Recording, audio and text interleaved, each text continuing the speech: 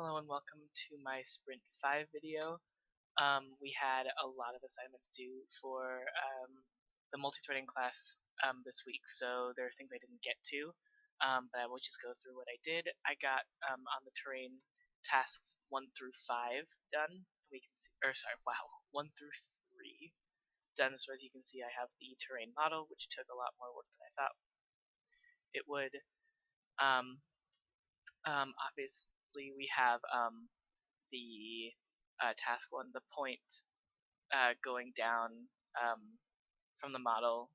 We have we're using that in task 2, which is going down from the APB and filling out the box. And then task 3 is the collision. So red here is colliding with nothing, yellow is colliding with the bounding sphere, and green is colliding with the object's bounding volume.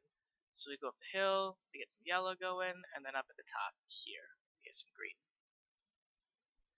And then I've chosen not to do edge cases on this, on the edges of the terrain, because players should never get to the edge of the terrain. If they did, then I would revamp it, but as it is, we're just going to leave this beautiful stripe.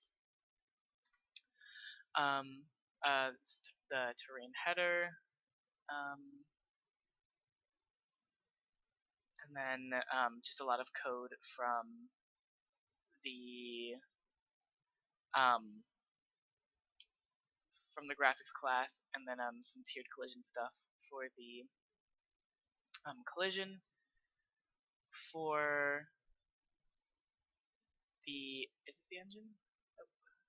For the graphics engine this week, the task was to do to revamp the graphics objects so that they work like Azul graphics objects. So that is so that the user doesn't have to worry about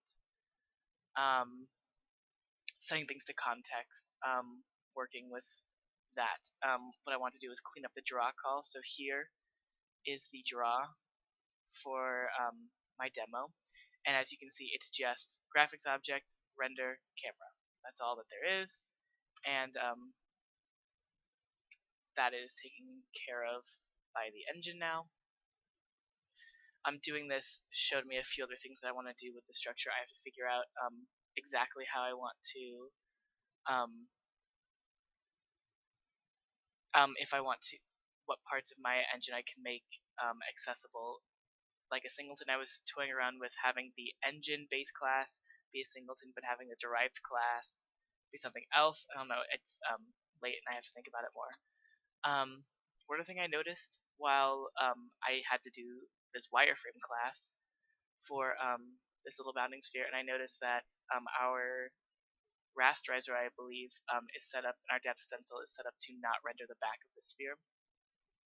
So another little project that I will probably do is create a depth stencil that allows for rendering wireframe correctly, because we use it a lot in our collision systems.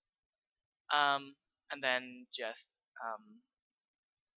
if we go into the texture, we see these were the only 3 lines in the original render, and now we just have context and things set up. Like I said, I didn't get to the game things this week, so those aren't there. But this is what I got to. I will submit these. Thank you so much, and I'll see you in class.